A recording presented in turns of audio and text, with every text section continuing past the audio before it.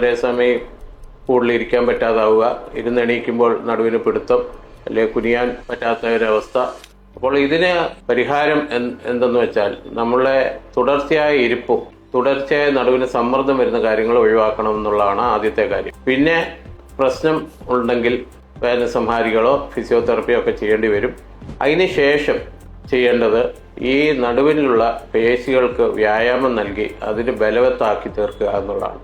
അപ്പോൾ പലപ്പോഴും അമിതവണ്ണം അല്ലെങ്കിൽ യാതൊരു വ്യായാമവും ചെയ്യാത്ത ഒരു ജീവിത രീതി, ഇതൊക്കെയാണ് പലപ്പോഴും നടുവിന് കൂടുതൽ പ്രശ്നങ്ങൾ ഉണ്ടാക്കുന്നത്.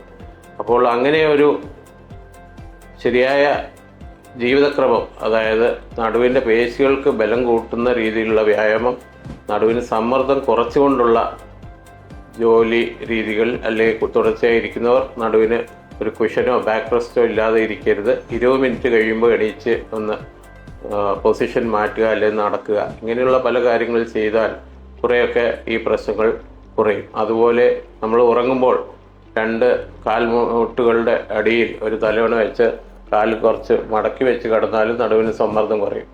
അപ്പോൾ നമ്മുടെ ഒരു ജീവിത ശൈലിയിലെ ചില ക്രമപ്പെടുത്തലുകൾ കൊണ്ട് തന്നെ ഒരു പരിധി വരെ ഇതൊക്കെ നമുക്ക് കുറയ്ക്കാൻ സാധിക്കും. നന്ദി.